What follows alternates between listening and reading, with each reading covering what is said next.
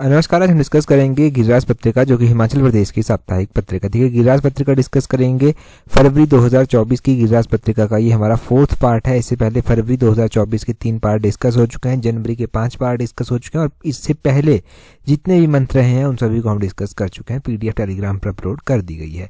Question number 1 से अभी हम गिरिराज पत्रिका का डिस्कशन जो है वो स्टार्ट करेंगे। क्वेश्चन नंबर 1 में देखिए क्या बोलते हैं। बोलते हैं इन which district of Himachal Pradesh है शरद उत्सव बीन सेलिब्रेटेड रिसेंट। तो बोलते हैं कि हाल ही में हिमाचल प्रदेश के किस जिले में जो है वो शरद उत्सव जो है वो मनाया गया है। ये शरद उत्सव जो है वो अभी हाल फिलहाल में जो है वो शुरू हुआ है और कौन से जिले में जो है वो शुरू हुआ है ये आपने ध्यान रखना है। ये लाहौल स्पीति जिले में जो है वो शुरू हुआ है। ऑप्शन डी जो है वो सही आंसर है। अब देखो लाहौल स्पीति जिले में जो है वो शुरू हुआ है और लाहौल स्पीति के बारे में यहाँ से इंपॉर्टेंट फैक्ट आपको क्या क्या याद रखने हैं और इस शरद उत्सव के बारे में आपको इंपॉर्टेंट फैक्ट क्या क्या याद रखने हैं वो सभी देखिए। पहले तो इस शरद उत्सव की जानकारी ही जो है वो ले लेते हैं। इस त्यौहार में होता क्या है, इसमें देखो रीति रिवाजों को जो है वो मंच पर लाया जाता है, इनके परफॉर्म किया जाता है। इसमें जो है वो अलग अलग खेल जो है वो किए जाते हैं, जैसे बर्फ से संबंधित खेल होंगे, तीर अंदाजी का खेल होगा, पाक कला का खेल होगा, बुनाई होगी। इस अवसर पर देखो पर्यटकों को जो है वो आकर्षित करने की कोशिश की जाती है ताकि पर्यटक जो है वो लोकल वहाँ की जो रीति रिवाज हैं, लोकल वहाँ की परंपरा है, पकवान है, उनसे रूबरू जो है वो खुद को कर सकें। और इसी फेस्टिवल को जो है वो अभी जो है वो सेलिब्रेट किया गया। मुख्यमंत्री ने जो है वो इस मौके पर जो है वो discover Lahaul Spiti mobile application भी जो है वो लॉन्च किया। Discover Lahaul Spiti mobile application, ये आपने ध्यान रखना है। पर्यटकों की सुविधा और उन्हें यात्रा का बेहतर अनुभव प्रदान करने के लिए जो है वो प्रशासन के द्वारा जो है ये अनोखी तरह की पहल जो है वो स्टार्ट की है। ठीक है जी, ये तो हो गया इस उत्सव के बारे में, शरद उत्सव के बारे में। हमने और भी कुछ लाहौल स्पीति के बारे में पढ़ा है। हमने लाहौल स्पीति के बारे में पढ़ा है कि हिमाचल प्रदेश सरकार के द्वारा जो है लाहौल स्पीति की महिलाओं को, सभी महिलाओं को 1500 रुपया पेंशन के रूप में जो है वो दिया जाएगा। इससे 2.42 लाख महिलाएं जो है वो प्रतिमाह जो है वो लाभान्वित होंगी। अब ये योजना जो है इसका शुभारंभ किया गया लाहौल स्पीति के हेडक्वार्टर से जो कि केलांग में स्थित है और इस योजना का नाम है इंदिरा गांधी प्यारी बहना सम्मान निधि योजना। ये जो है उस योजना का नाम है। जिस योजना के तहत जो है ये सहायता या फिर आप कहें पेंशन के रूप में जो है वो दिया जाएगा। लाहौल स्पीति में और भी बहुत सारे फेस्टिवल जो हैं वो इसके अलावा मनाए जाते हैं। जो हमारे ट्रेडिशनल फेस्टिवल हैं लाहौल स्पीति के वो कौन कौन से हैं, जैसे कि लदराचा फेस्टिवल हो गया, ये लाहौल स्पीति में मनाया जाता है।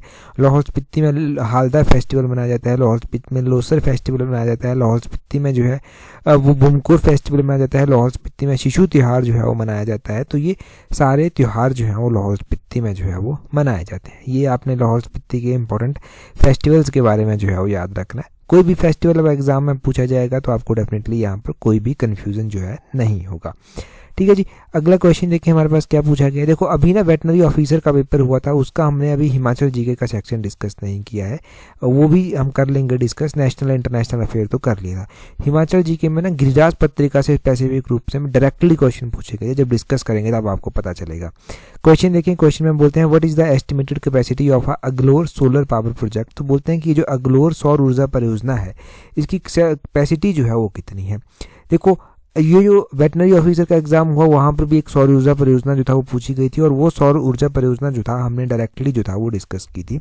अभी यहाँ पर एक और परियोजना जो है वो डिस्कस करते हैं क्योंकि ये परियोजना भी डेफिनेटली 100% श्योर हूँ कि किसी न किसी एग्जाम में पूछी जाएगी। ये जो अगलोर सोलर पावर प्रोजेक्ट है ना, ये 10 मेगावाट की परियोजना है। ऑप्शन बी सही आंसर है। पूछा जाए कि कौन से जिले में जो है वो स्थित है, तो ऊना जिले में जो है वो स्थित है ये परियोजना, ये आपने ध्यान रखना है। अब जो एग्जाम में पूछी गई थी वो पूछी गई थी पेखूवेला परियोजना। पेखूवेला परियोजना जो है ये सोलर पावर प्रोजेक्ट जो है 32 मेगावाट का है। 2-3 बार हम गिरिराज पत्रिका में पढ़ चुके हैं और ये परियोजना जो है वो आपने ये भी ध्यान रखना है कि मार्च 2024 के एंड तक जो है वो कमीशन हो जाएगी, ये कहा गया। और आपने साथ में क्या ध्यान रखना है कि ऊना जिले में ही ये स्थित है। ऊना में एक भंजल परियोजना भी जो है वो स्थित है। भंजल परियोजना, ये जो भंजल परियोजना है ये ऊना जिले में स्थित है। कितनी कैपेसिटी की है, 5 मेगावाट की इसकी कैपेसिटी है। इसको कब तक कमीशन कर दिया जाएगा या फिर कब तक लोगों को समर्पित कर दिया जाएगा, तो सितंबर 2024 के एंड तक जो है वो इसको लोगों को समर्पित कर दिया जाएगा। और ये जो अगलोर सोलर पावर प्रोजेक्ट है इसको कब तक लोगों को समर्पित किया जाएगा, तो जून 2024 तक जो है वो इसको भी लोगों को जो है वो समर्पित कर दिया जाएगा। ये क्वेश्चंस हमने पहले भी बजट की डिस्कशन में जो है उस तरह से पढ़ रखे हैं, परंतु क्वेश्चन की फॉर्म जो था वो थोड़ी सी अलग थी। देखो, राजीव गांधी स्टार्टअप योजना भी जो है वो चलाई गई है। इस योजना के तहत जो है वो सोलर पैनल अगर कोई स्थापित करना चाहता है 100 मेगावाट 100 किलोवाट से लेकर 500 किलोवाट तक, तो उसको जो है वो सरकार 45% सब्सिडी जो है वो देने के लिए तैयार है। इसी योजना के तहत टारगेट रखा गया है कि लगभग 100 मेगावाट तक के प्रोजेक्ट जो हैं वो इस स्कीम के तहत फर्स्ट फेज में जो है वो स्थापित करवाए जाएंगे। ये आपने ध्यान रखना है। तो ये परियोजना हो गई। अभी देखो, इन परियोजनाओं के बारे में क्या है, ये परियोजनाएं एग्जाम में पूछी जाएंगी, तो इनके बारे में हर एक छोटी जानकारी, कितनी मेगावाट की हैं, कहाँ पर स्थित हैं, कब तक कमीशन हो जाएंगी, ये सारी चीज़ें जो है वो पता होनी चाहिए आपको। गिरिराज पत्रिका में ना इस बार भी बजट ही जो था वो आया था। इस बार भी बजट के क्वेश्चन बहुत ज़्यादा गिरिराज पत्रिका में आए थे, यानी कि पूरा बजट एक्सप्लेन किया गया था। लास्ट टाइम भी बजट ही एक्सप्लेन किया गया था। तो मैंने इस बार कुछ इकोनॉमिक सर्वे से भी क्वेश्चन डाले हैं, कि उठाए हैं, क्योंकि बजट जो है हम ऑलरेडी डिस्कस कर चुके हैं। लगभग सारा बजट हमारा डिस्कस हो चुका है। तो मैंने इकोनॉमिक सर्वे के क्वेश्चन भी आगे इंक्लूड किए हैं, देखने को मिलेंगे आपको। यहाँ पर देखिए, बोलते हैं about what percentage of bank branches are located in rural regions in Himachal Pradesh. तो बोलते हैं कि हिमाचल प्रदेश में देखो बैंक की शाखाएं हैं, परंतु बोलते हैं कि हिमाचल प्रदेश में कितने % बैंक की शाखाएं ऐसी हैं जो ग्रामीण क्षेत्रों में जो है वो स्थित है। अगर हम बात करते हैं ना हिमाचल प्रदेश में बैंक की ब्रांचेस के बारे में, तो लगभग हिमाचल प्रदेश में 2292 बैंक की ब्रांचेज जो हैं वो स्थित हैं। 2292 ये बैंक ब्रांचेज जो हैं वो स्थित हैं लेटेस्ट आंकड़ा के अनुसार। और अगर हम बात करें कि जो ग्रामीण क्षेत्रों में जो स्थित हैं ब्रांचेज वो कितनी है, लगभग 77% ब्रांचेज जो है ग्रामीण क्षेत्रों में जो है वो स्थित है। ऑप्शन बी जो है वो सही आंसर हो जाएगा। अगर हम नंबर ऑफ ब्रांचेज की बात करते हैं तो टोटल नंबर ऑफ ब्रांचेज आपको पता चल गया, 2292 है, 2292 हैं। इनमें से रूरल क्षेत्र में कितनी है, रूरल क्षेत्र में कितनी है ये पता होना चाहिए। 77% है, परंतु इन टर्म ऑफ नंबर ये 1760 है। 1760 जो है वो रूरल क्षेत्रों में पड़ती हैं। अगर हम बात करते हैं कि अर्बन और सेमी अर्बन क्षेत्रों में कितनी पड़ती हैं, तो अर्बन और सेमी अर्बन क्षेत्रों में ये 429 जो है वो पड़ती हैं। और अगर हम बात करते हैं जो अर्बन सेंटर है शिमला, अकेला अर्बन सेंटर जो शिमला है उसमें कितनी पड़ती हैं, तो उसमें जो है वो 103 ब्रांचेज जो है ये आती हैं। तो ये आपने ध्यान रखना है कि ये टोटल 2292 जो है वो ब्रांचेज हैं। रूरल एरिया में 1760 ब्रांचेज पड़ती हैं। अर्बन और सेमी अर्बन में जो है 429 ब्रांचेज पड़ती हैं। अगर हम अर्बन सेंटर इकलौता शिमला की बात करेंगे तो 103 ब्रांचेज जो है वो यहाँ पर पड़ती हैं। तो ये बैंक का अगर पूछा गया तो सीधा क्वेश्चन आपसे पूछा जाएगा। और अगर हम बात करते हैं हिमाचल प्रदेश में, तो लीडिंग बैंक यहाँ पर आप बात करेंगे कि कौन कौन से हैं, तो इनको जो है वो पंजाब नेशनल बैंक की कैटेगरी में बांटा गया है, यूको बैंक यानी कि यूनाइटेड कमर्शियल बैंक की कैटेगरी में बांटा गया है, और स्टेट बैंक ऑफ इंडिया की कैटेगरी में जो है वो बांटा गया है। तो ये बैंक जो है वो मुख्य रूप से इनकी ब्रांचेस भी आपको ज़्यादा देखने को मिल जाएंगी, इनका काम भी ज़्यादा है और लीड भी ये हिमाचल प्रदेश में करते हैं, हम काम काज ज़्यादा देखते हैं, तो ये भी इंपॉर्टेंट हो गया। ठीक है जी। तो अभी गिरिराज पत्रिका में नहीं दिया गया था। देखो हमारा टारगेट क्या है कि डेली न्यूज़पेपर से कोई क्वेश्चन बनता है उसको उठा लो। हमारा टारगेट ये है कि कोई भी एग्जाम पॉइंट ऑफ व्यू से क्वेश्चन बनता है करंट अफेयर का, नेशनल अफेयर का, उसको जो है वो यहाँ पर डिस्कस कर लो, क्योंकि वहीं से हेल्प मिलेगी और पहले मिलती भी रही है, वो डेफिनेटली आपको पता है। अगला क्वेश्चन देखें क्या बोलते हैं। यहाँ पर बोलते हैं how much amount is given for the marriage of girls under मुख्यमंत्री कन्यादान योजना इन हिमाचल प्रदेश। 100% श्योरिटी के साथ कहता हूँ कि किसी न किसी एग्जाम में ये क्वेश्चन पूछा जाएगा। बोलते हैं कि हिमाचल प्रदेश में मुख्यमंत्री कन्यादान योजना के तहत लड़कियों की शादी के लिए कितनी राशि जो है वो दी जाती है।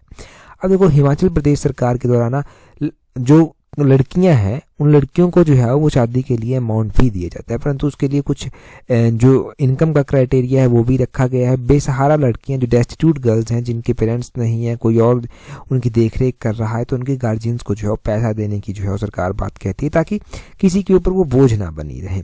तो देखो कितनी सहायता देने की बात कहती है गर्ल्स को मुख्यमंत्री कन्यादान योजना के तहत। अगर हम मुख्यमंत्री कन्यादान योजना की बात करते हैं तो इस योजना के तहत 51,000 रुपये, ऑप्शन सी जो है वो सही आंसर है, 51,000 रुपये देने की सरकार जो है वो बात कहती है। मैंने स्टार्टिंग में ही आपको बताया था कि यहाँ पर इनकम क्राइटेरिया भी जो है वो रखा गया है। तो इनकम कितनी होनी चाहिए या फिर कितने से ज़्यादा नहीं होनी चाहिए, तो इनकम देखो 50,000 से ज़्यादा नहीं होनी चाहिए इसमें, ये इनकम क्राइटेरिया रखा गया है। और 50,000 से ज़्यादा इनकम ना हो और 51,000 रुपये जो है वो इनको दिया जाएगा। महिलाओं के लिए और भी बहुत सारी योजनाएं चलाई गई हैं, जैसे कि महिलाओं के लिए ही जो है वो self employment assistance for women योजना चलाई गई है। इस योजना के तहत जो है वो एनुअल 5,000 रुपया जो है वो महिलाओं को दिया जाता है जिनकी इनकम जो है 5,000 से कम है, और उनको जो है वो ये जो पैसा दिया जाता है वो इसलिए दिया जाता है ताकि वो कुछ जो इनकम जनरेट करने की एक्टिविटीज़ हैं उनमें खुद को इन्वॉल्व कर सकें और खुद के लिए जो है वो रोज़गार जो है तैयार कर सकें, कैसे भी तरह से अपने पैरों के ऊपर खड़ा हो सकें, एक तरह से ये कह सकते हैं आप। तो इस तरह की योजनाएं जो हैं सरकार के द्वारा ऑलरेडी इंट्रोड्यूस की गई हैं और यही योजनाएं एग्जाम में पूछी भी जाएंगी डायरेक्टली इनडायरेक्टली। अगला क्वेश्चन देखते हैं हमारे पास क्या पूछा गया है। नेक्स्ट क्वेश्चन में मोस्ट इंपॉर्टेंट क्वेश्चन बोलते हैं, अंडर मदर टेरेसा असहाय मातृ संबल योजना the amount given is dash पर एनुम। तो बोलते हैं कि मदर टेरेसा असहाय मातृ संबल योजना के अंतर्गत दी जाने वाली राशि जो है वो डैश प्रति वर्ष है। देखो कितना पैसा जो है वो पर वर्ष जो है वो दिया जाता है मदर टेरेसा असहाय मातृ संबल योजना के अंतर्गत। देखो ये जो मदर टेरेसा असहाय मातृ संबल योजना है इसके तहत 6,000 रुपये, ऑप्शन डी जो है वो सही आंसर हो जाएगा। 6,000 रुपया जो है वो पर एनुम जो यानी कि प्रति वर्ष जो है वो दिया जाता है। अब किस तरह से ये दिया जाता है, क्या ये योजना है, इसमें ये जो अमाउंट दिया जाता है 6,000 पर एनुम, ये पर चाइल्ड दिया जाता है। पर चाइल्ड पर एनुम जो है वो दिया जाता है और फॉर 2 चिल्ड्रंस 2 डेस्टिट्यूट विडोज, अगर कोई विधवा है, डाइवोर्सी है, उनको जो है ये दिया जाता है। अप टू 2 चिल्ड्रन जो है ये दिया जाता है, या फिर उनके हस्बैंड जो हैं वो एटलीस्ट 2 सालों से जो है मिसिंग हैं और उनको ये राशि दी जाती है जब तक उनके बच्चे 18 साल के नहीं हो जाते तब तक उनको ये राशि जो है वो मिलती रहेगी। तो ये है मदर टेरेसा असहाय मातृ संबल योजना। अब एग्जाम में ज़रूरी नहीं है कि क्वेश्चन इस तरह से पूछा जाए, एग्जाम में क्वेश्चन इस तरह से पूछ सकते हैं कि मदर टेरेसा असहाय मातृ संबल योजना के तहत 6,000 रुपये दिया जाता है और इस योजना के तहत जो है वो किसको अमाउंट दिया जाता है वो पूछा जा सकता है। आपको पता चल गया किसको दिया जाता है, अप टू 2 चिल्ड्रन जो है वो दिया जाता है। अब यहाँ पर ना एक इस तरह का बेनिफिट मुझे और भी याद आ रहा है जो हमने पिछले कल भी डिस्कस किया था जब हमने 30 क्वेश्चन पीजीटी के पेपर में डिस्कस किए थे। जो महिला कुक हेल्पर है, महिला कुक हेल्पर जो कि सरकारी स्कूलों में जो है वो कुकिंग का काम करती हैं, उनको सरकार ने कहा है कि मैटरनिटी बेनिफिट जो है वो दिया जाएगा, मातृत्व अवकाश जो है वो इनको दिया जाएगा। तो मैटरनिटी लीव उनको कितने दिनों की देने की सरकार ने बात कही है, तो उनको 180 डेज़ की मैटरनिटी लीव देने की सरकार ने जो है वो बात कही है कि हम 180 डेज़ की आपको मैटरनिटी बेनिफिट जो है वो देंगे। आपको पता होना चाहिए इसके अलावा जो गवर्नमेंट सेक्टर में महिलाएं काम करती हैं उनको अप टू 2 चिल्ड्रन जो है वो मैटरनिटी बेनिफिट जो है वो मिलता है अपने लाइफ टाइम में। और मैटरनिटी बेनिफिट जो मिलता है ना, इसमें 180 दिनों की जो है वो अवकाश मिल जाती है और इस अवकाश के दौरान उनको फुल सैलरी जो है वो मिलती है। ठीक है, ये भी पता होना चाहिए आपको। तो ये सारे क्वेश्चंस आपने यहाँ से रिवाइज करते रहना है। अगला क्वेश्चन देखें क्या बोलते हैं अंडर मातृशक्ति बीमा योजना how much amount is covered in case of death. तो बोलते हैं कि मातृशक्ति बीमा योजना के अंतर्गत मृत्यु की स्थिति में कितनी राशि कवर की जाती है। अगर हम बात करते हैं मातृशक्ति बीमा योजना के अंतर्गत, देखो मातृशक्ति बीमा योजना के अंतर्गत जो है वो अगर कोई मृत्यु अगर किसी की हो जाती है अगर इस योजना के तहत, तो उसको डेथ की कंडीशन में 2 लाख रुपए का जो है वो बेनिफिट मिल जाएगा। ऑप्शन सी जो है वो सही आंसर है। किस तरह से पूरी ये योजना है मातृशक्ति बीमा योजना, उसके बारे में जान लेते हैं थोड़ा सा, यहाँ से कॉन्सेप्ट क्लियर हो जाएंगे फिर। अब देखो इंपॉर्टेंट पॉइंट मैं बताता रहूँगा, आप नोट करते रहना। इस योजना के तहत जो है 10 से 75 वर्ष के 10 के 75 वर्ष आयु वर्ग के भीतर जो गरीबी रेखा से नीचे रहने वाली जितनी भी महिलाएं हैं उनको शामिल जो है वो किया गया है।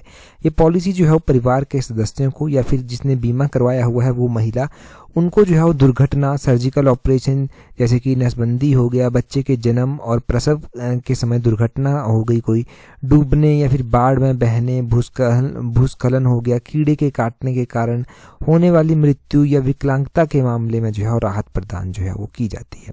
सरकार कहती है कि इस योजना के तहत विवाहित महिलाओं को उनकी पति की आकस्मिक मृत्यु की स्थिति में जो है वो मुआवजा दिया जाता है। इसमें अगर किसी की मृत्यु हो जाती है तो 2 लाख रुपया जो है वो दिया जाता है। अगर कोई स्थायी पूर्ण रूप से विकलांग हो जाता है तो उसको भी 2 लाख रुपया दिया जाता है। किसी का एक अंग जैसे कि एक आंख हो गया, दोनों आंखें हो गई, दोनों अंग विकलांग हो जाते हैं तो उसको भी 2 लाख रुपया ही जो है वो दिया जाता है। अगर किसी का एक अंग, एक आंख, एक कान विकलांग हो जाता है तो उसको 1 लाख रुपए देने की सरकार जो है वो यहाँ पर बात कहती है। और तीसरा, किसी के पति की मृत्यु की स्थिति में जो है वो सरकार 2 लाख रुपए देने की बात जो है वो कहती है। वित्तीय वर्ष 2023-24 के दौरान अगर हम बात करें ना, तो इस योजना के तहत 1.26 करोड़ रुपया ये जो है वो वित्तीय सहायता जो है वो 63 परिवारों को 31 दिसंबर 2023 तक जो है वो जारी की जा चुकी है। ये सारा डाटा आपने ध्यान रखना है। क्या इस तरह के क्वेश्चंस पूछे जाते हैं? बिल्कुल हाँ, पूछे जाते हैं और पहले पूछे भी गए हैं इस तरह के क्वेश्चंस, तो आपको वो याद रखने हैं। ठीक है जी, ये आपको याद भी रखने हैं, पूछे गए हैं, आगे भी पूछे जाएंगे डेफिनेटली। तो मैंने जितना भी बताया, मैंने एज ग्रुप बताया, महिलाएं बताई, क्या क्या होने पर कितना कितना लाख रुपया जो है वो बीमा मिलता है, यहाँ पर सहायता मिलती है, वहाँ पर वो सारा डाटा जो है वो आपको टिप्स पर याद होना चाहिए। बस एक बार किसी ने पूछ लिया ना तो पीछे मुड़कर देखने की ज़रूरत नहीं होनी चाहिए। एग्जाम में ये क्वेश्चंस बनेंगे ही, तो क्यों गलत करने।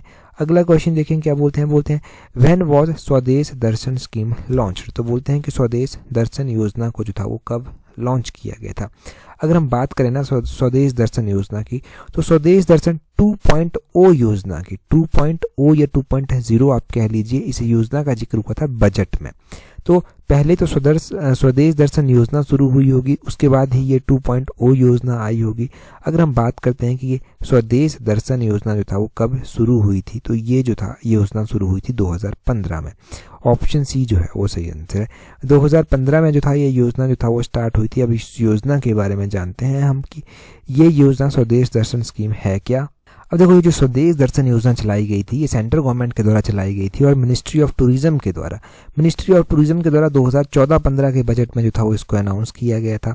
इसमें क्या होगा, इसमें जो है वो टूरिज्म एक पोटेंशियल जो है वो क्रिएट किया जाएगा, जैसे कि टूरिज्म के थ्रू जो है वो एम्प्लॉयमेंट भी जनरेट हो सके। इस तरह के इनोवेटिव आइडियाज़ लाए जाएंगे। लोकल कम्युनिटीज़ जो होती हैं उनको रोजगार मिल चुके, जो लोकल एरिया की जो कल्चर और हेरिटेज वैल्यू है ना, उसको भी प्रमोट किया जाए। ये जो है उस योजना के तहत जो है वो इंश्योर करने की बात कही गई है। अगर हम स्वदेश दर्शन 2 योजना की बात करते हैं हिमाचल के कॉन्टेक्स्ट में, तो देखो हिमाचल के कॉन्टेक्स्ट में सरकार ने क्या कहा है कि सरकार जो है वो जो पौंग बांध है ना, पौंग बांध को जो है वो उसकी डेवलपमेंट और उसकी मैनेजमेंट के लिए जो है वो स्वदेश दर्शन 2 योजना के तहत जो है वो प्लान बना रही है, ये फिर बनाया हुआ है। और 5 टूरिस्ट डेस्टिनेशन की बात की गई थी, जो कि मैं पहले भी बजट में डिस्कस कर चुका हूँ। बजट के देखो गिरिराज पत्रिका के पार्ट के साथ हमारे 3 पार्ट हो चुके हैं, वो नहीं देखे होंगे तो वहाँ पर देख लेना, कॉन्सेप्ट बहुत ज़्यादा क्लियर हो जाएंगे बजट को लेकर। अब देखो, इसमें 5 टूरिज्म की डेस्टिनेशंस के बारे में कहा गया था जो डेवलप की जाएंगी, जैसे कि चंद्रताल, काजा, तांडी हो गया लाहौल स्पीति का, इनके बारे में कहा गया था। ये वही तांडी है जहाँ पर चंद्रा और भागा नदियाँ मिलती हैं आकर। इसमें कहा गया था रकचम और नाको और चांगो और खाब, जो कि किन्नौर में पड़ते हैं, इन साइट्स की जो था वो बात वहाँ पर की गई थी। तो ये साइट्स भी आपने ध्यान रखनी है कि इनकी बात स्वदेश दर्शन योजना के तहत जो है वो की गई है। और स्वदेश दर्शन योजना के तहत क्या क्या हो सकता है, किस तरह से टूरिज्म को बढ़ावा मिलेगा, किस तरह से जो है प्रमोशन की जाएगी, कल्चर हेरिटेज को संजोए रखने की बात की गई है, वो सारे पॉइंट्स जो हैं वो यहाँ पर ध्यान रखने। साथ में आपने ध्यान रखना है कि टूरिज्म को लेकर, टूरिज्म जो कि बैकबोन मानी गई हिमाचल की इकोनॉमी की, टूरिज्म को लेकर आपने ध्यान रखना है कि टूरिज्म जो कि बैकबोन माना गया हिमाचल की इकोनॉमी का, टूरिज्म कैपिटल भी हिमाचल की डिक्लेयर किया गया। तो टूरिज्म कैपिटल जो है वो किसको डिक्लेयर किया गया है हिमाचल की? टूरिज्म कैपिटल जो है वो कांगड़ा डिस्ट्रिक्ट को जो है वो डिक्लेयर किया गया है। और कांगड़ा में अलग अलग योजनाएं अभी बनेंगी, जैसे कि मसरूर रॉक टेम्पल हो गया, पौंग बांध वहाँ पर आता है, और भी बहुत सारी परियोजनाएं वहाँ पर है। ठीक है जी, तो ये आपने यहाँ पर नोट करना था। अगला क्वेश्चन देखें क्या बोलते हैं अगले क्वेश्चन में पूछा गया है, बोलते हैं what is estimated capacity of Luhri stage 2 hydro electric project. तो बोलते हैं कि लुहरी स्टेज 2 जो जल विद्युत परियोजना है उसकी अनुमानित क्षमता जो है वो कितनी है। अब देखो, गिरिराज पत्रिका में अक्सर ये परियोजनाएं लुहरी स्टेज 1, लुहरी स्टेज 2 ये परियोजनाएं जो है वो आती रहती हैं। अब हम जानेंगे इन परियोजनाओं के बारे में और ये भी जानेंगे कि क्यों जो था वो इस बार ये गिरिराज पत्रिका में जो है वो आई है।